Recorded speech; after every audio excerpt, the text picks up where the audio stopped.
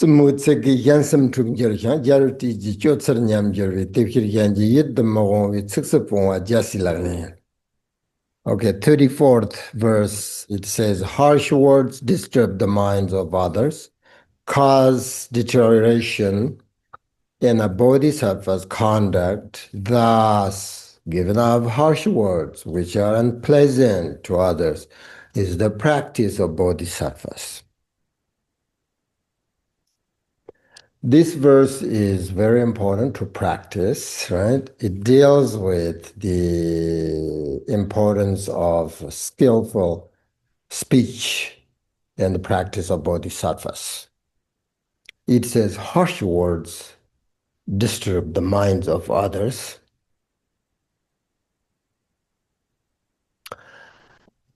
There are several different ways we can speak harshly.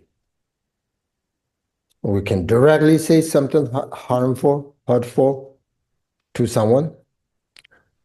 Or another way is to say something behind someone's back, right? That will get back to them and make them very, very unhappy.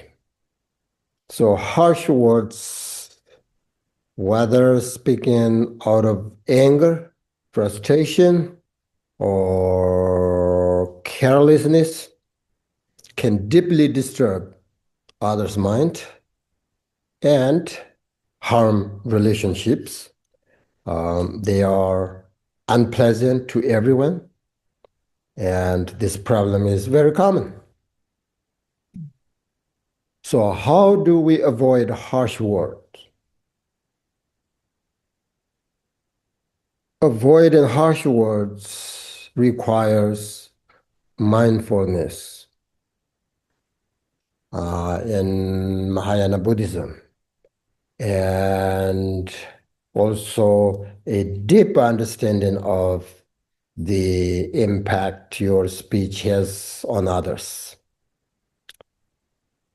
Observe your words and the intention behind them.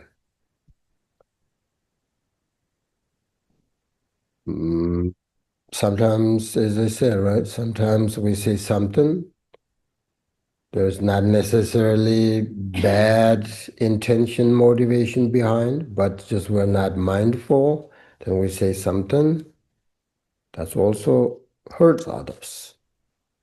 So mindfulness, observe. My teachers say, pause before speaking and ask yourself, will these words bring benefit or not, bring benefit or harm?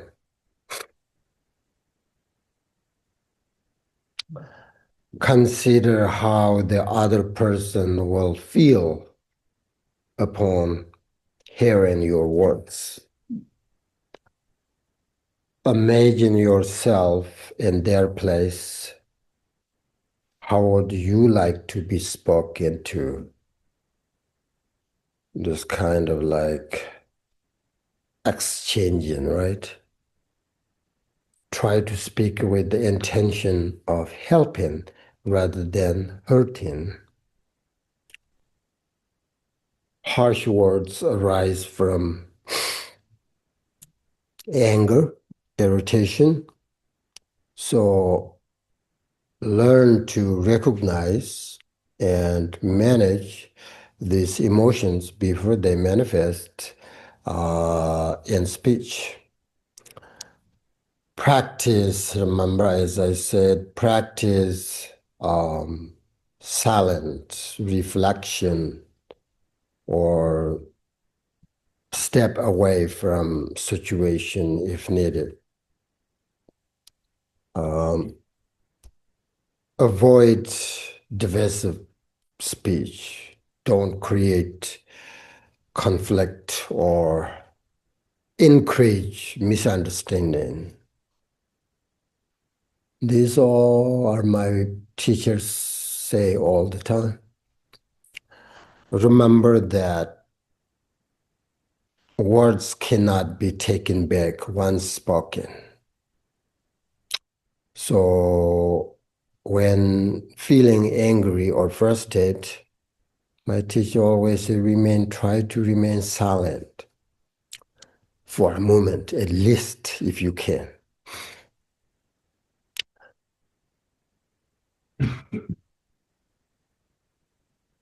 By integrating this practice into daily life, we can transform our speech into love and kindness and bodhicitta and make good connections rather than harm. We can think, I am a Mahāyāna Buddhist practitioner, so I must at all times conduct myself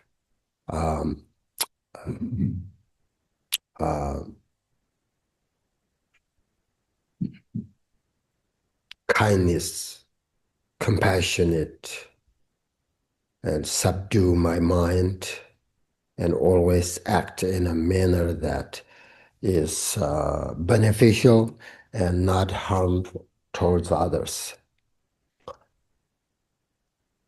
If we go against this commitment of not doing or saying things deliberately to hurt others, then our practice will diminish. That's why it says, cause deterioration in a bodhisattva's conduct. This verse says, right? So for this reason, we should give up harsh words that are not pleasing to others, especially when someone is in a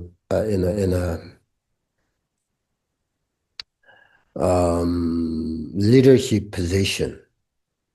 It is very easy to become arrogant.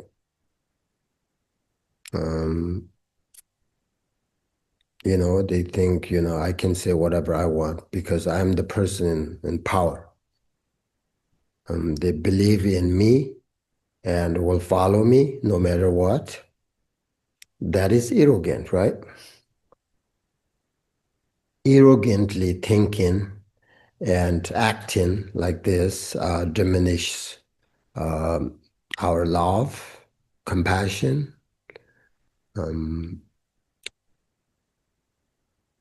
and leads to harming others through harsh words. This Ngulchu Thokmé, harsh words. So then, does that mean that when you are in a leadership position, for example, you never say things that are unpleasant to other people? No, at all, not at all. Avoiding harsh words does not mean avoiding difficult conversations. A bodhisattva or any good leader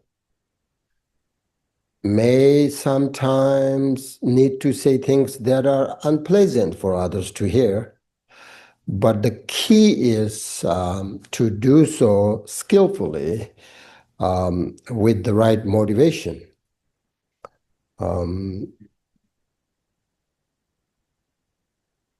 So from your own side, you don't have the motivation to hurt others. When you speak with a good motivation,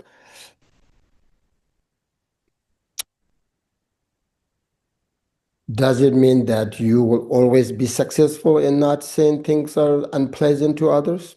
No. Sometimes people tell us, things out of kindness, but our ego doesn't like to hear those things.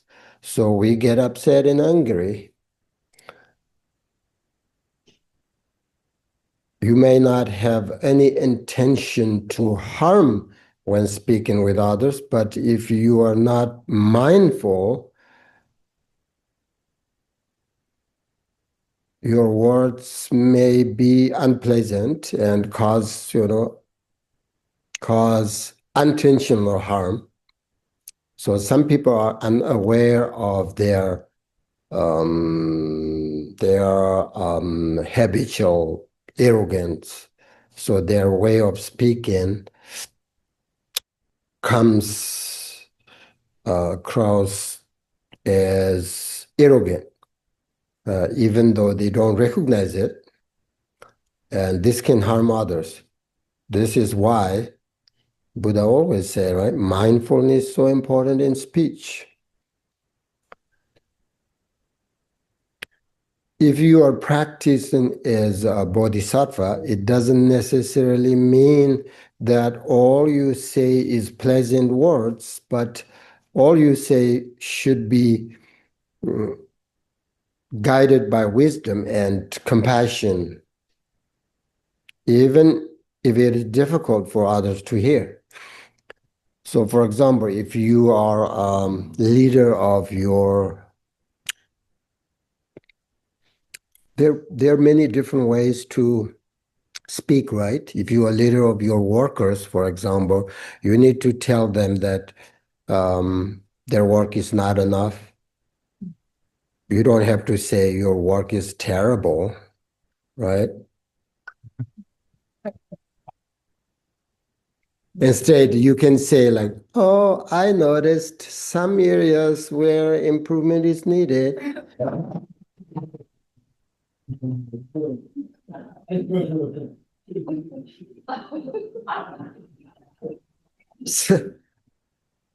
So let's go over them together.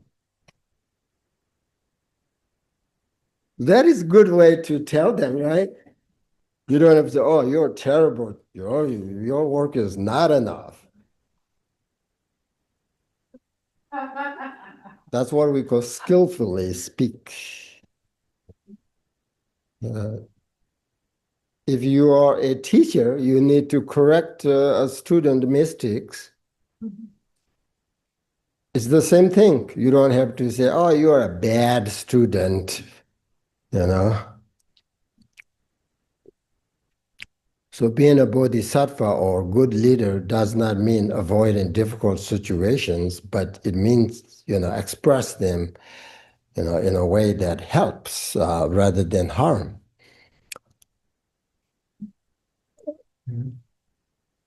In our normal life, sometimes harsh words come from reacting too quickly. If we feel upset,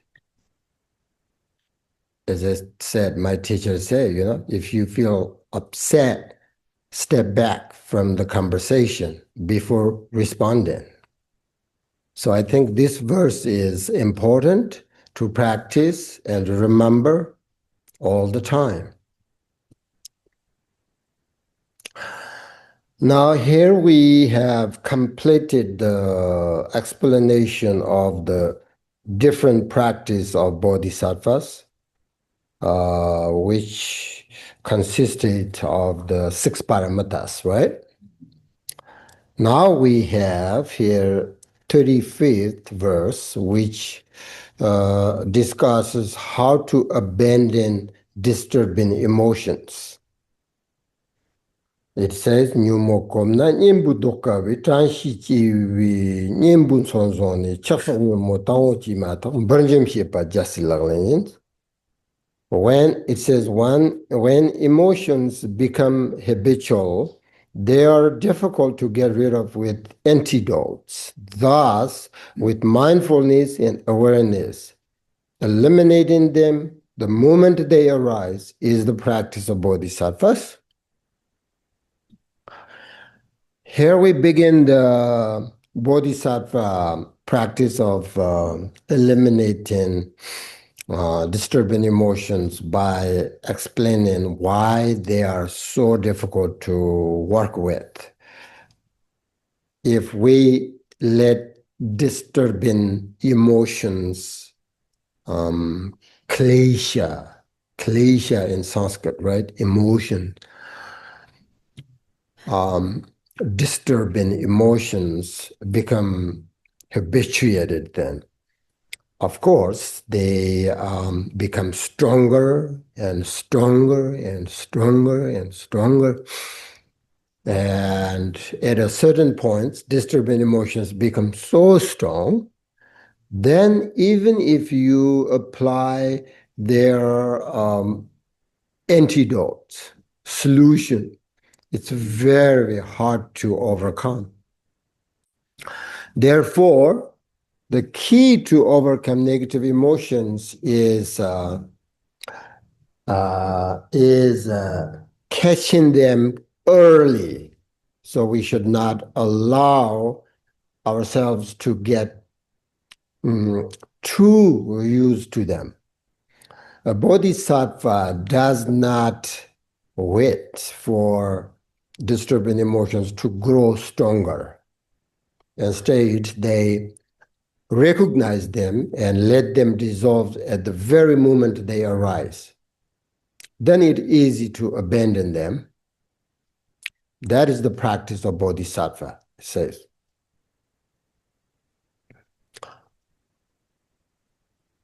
If you hold a fire in your hand, it will burn your hand. But if you throw it right away, you can save, you can protect your hand. Shanadeva has said that mental afflictions are like enemies, except they are much worse. That means emotions destroy ourselves and destroy also others. When Yeshin Sorger, you know, which is Rick knows, she knows. Who is Yeshin Sorger? Oh, there you go.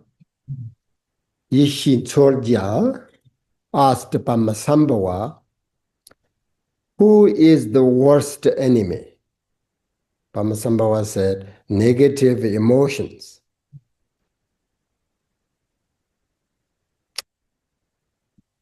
So always alert and watch what your mind is doing and think about it.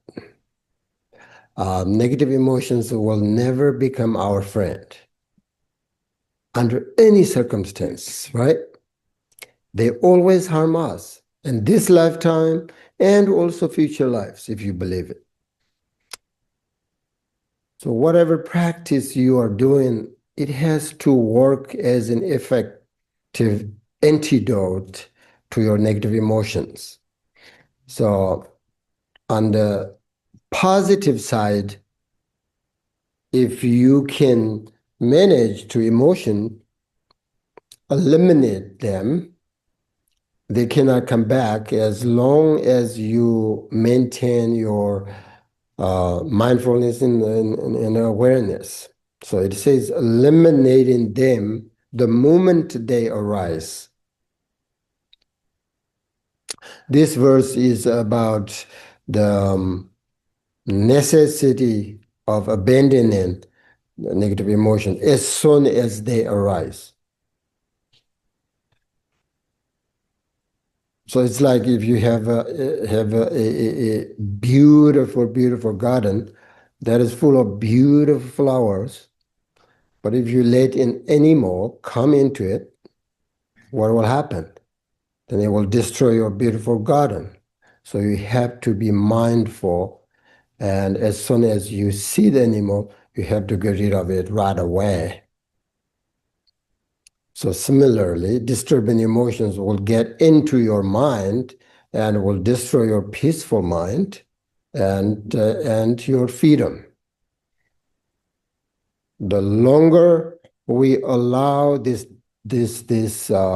kleshas, delusions, to take root, the deeper and longer it stays there.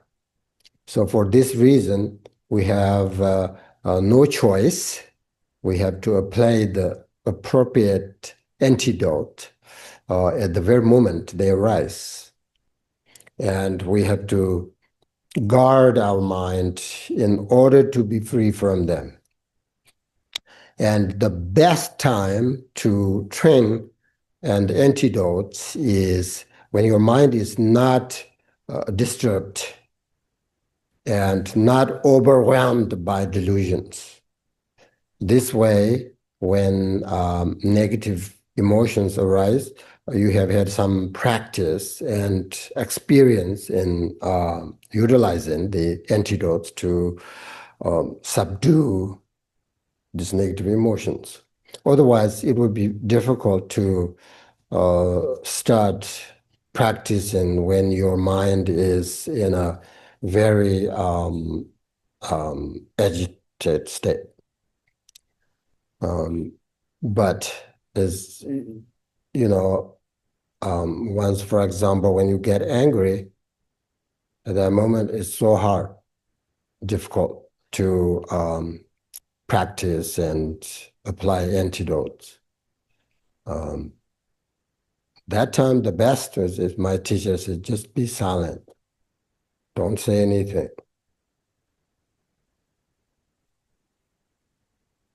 Then maybe you can recognize nature mind right there. And then you have a room. But well, yeah, that's difficult, right? When you get angry, then, hey, you are Mahāyāna practitioners and practice patience. It's so difficult. So at that point, it's just difficult. But before that, just be mindful and think about Bodhicitta. That will help. Okay, now the next 36th verse. Dorna kaunda cholam chipsi charang semji nirkap chendra shi jenda tandang shi jendambai jendin de bajasilangling. It says in brief, wherever you are and whatever you do, always examine state of your mind with constant mindfulness awareness. Benefit, did we say this already? No? Okay, benefiting others is the practice of Bodhisattvas. Okay. 36. Huh? Similar to 31, I think that's going to be right. Ah, you're right. I'm confused. Yep. So, you're right. This verse is a summary of actually, this whole teaching. The whole teaching, 37 practice Bodhisattvas.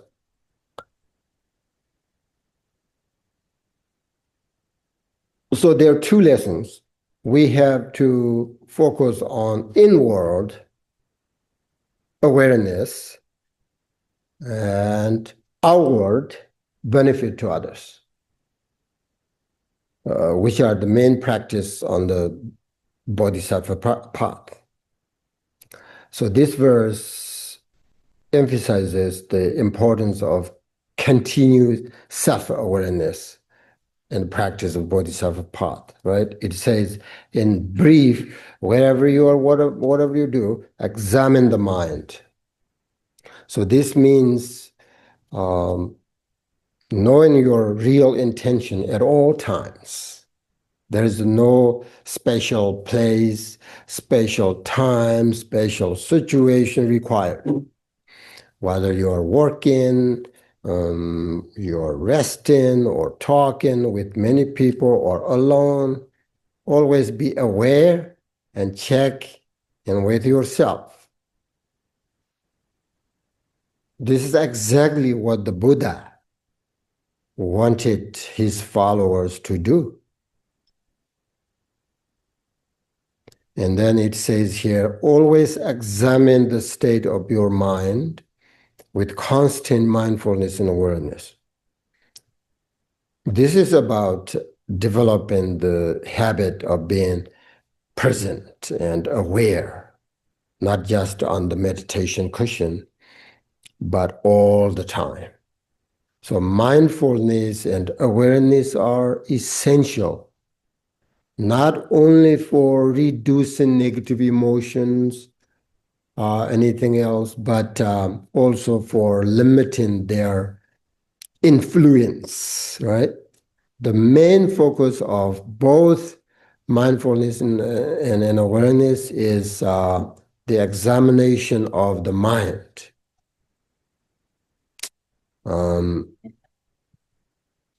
Is your mind in a positive state or is your mind in a negative state?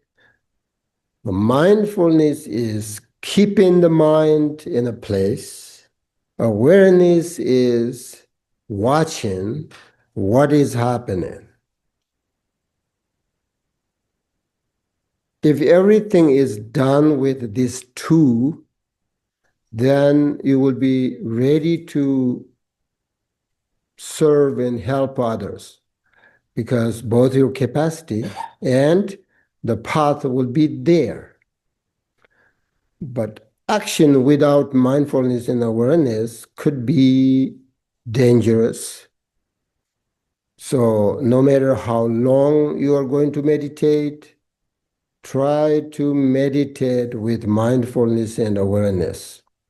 These two meditations go with all your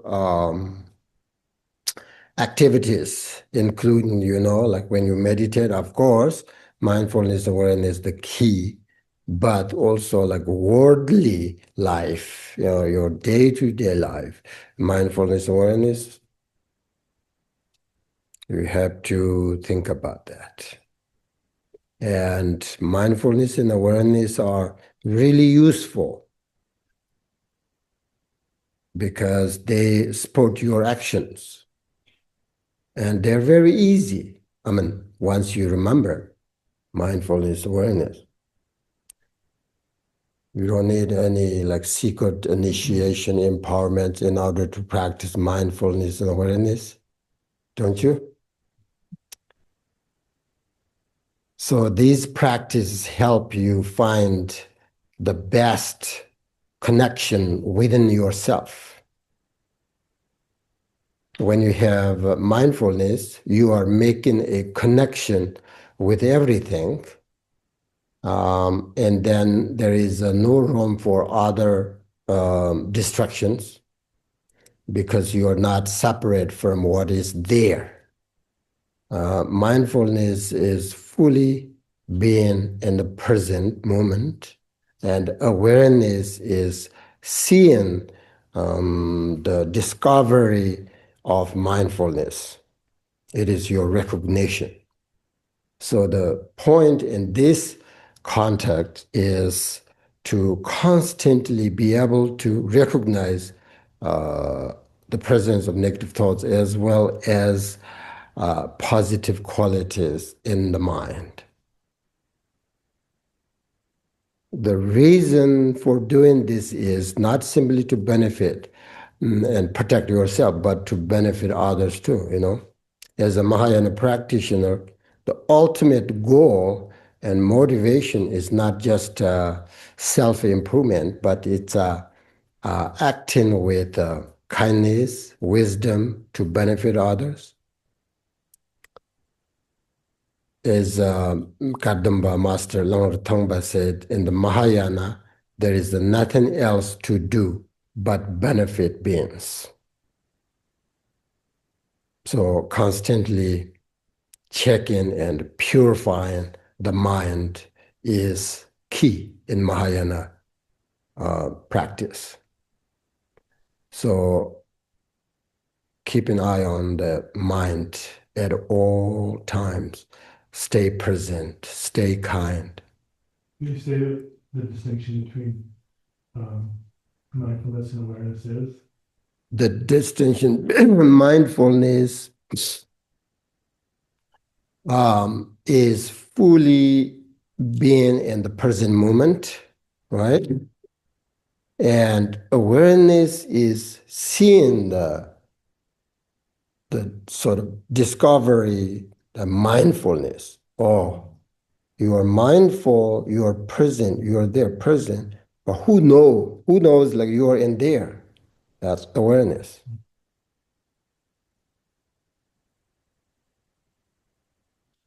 I think the teachers explain different ways, but I like explaining this way.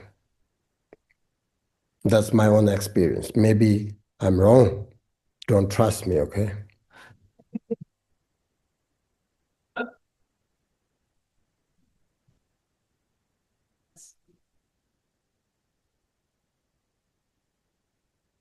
Tamba dong shibjin.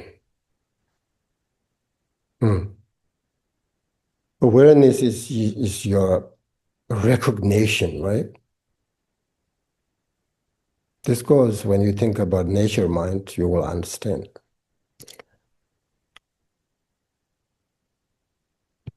So, right? Lang Tangba. Did I say it? Lang Tangba said, in the Mahāyāna, there is nothing else to do but benefit beings.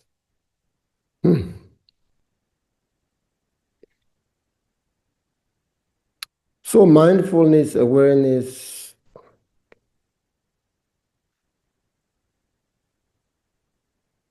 let every moment be a chance to grow for the sake of others in Mahāyāna Buddhism. Everything happens in the present moment, and the experience of life, moment by moment, is very precious because it is your life.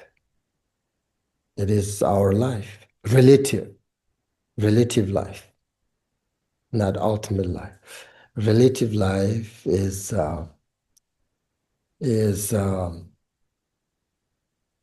this is, everything happening in this present moment. Then you experience life moment by moment. But if you're thinking about past, you're thinking about future, that's not your life, not relative life. Ultimate life is always there.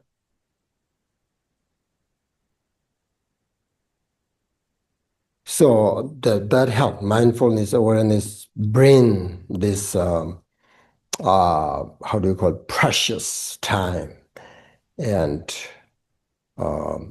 good opportunities. Looking at you, this is your life, right? You're thinking about children, time. That's not who you are. This is our life. So just enjoy.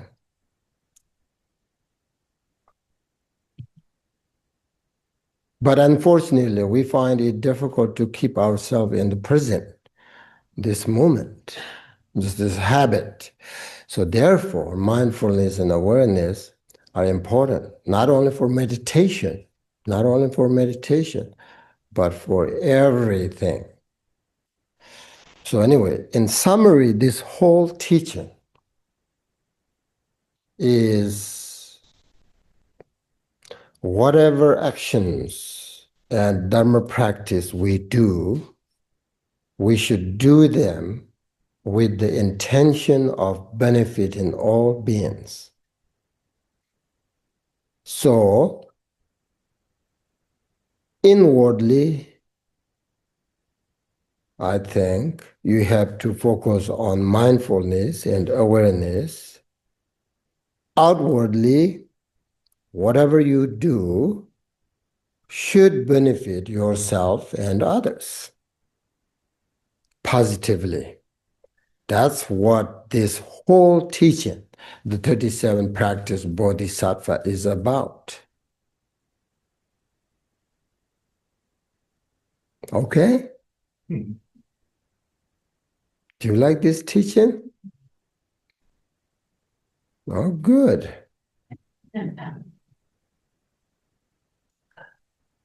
What? Take 36 verses back. 36, did I? I didn't say. 36? Yeah. Absolutely, you're right. I think I said, Dona Kant, Cholam Chipshi Chang, Rang Simji Nirkip Chandrashi, Jendatanda Shivjan Dambai, Yandan de Bajasilali, Jendatanda Shivjan.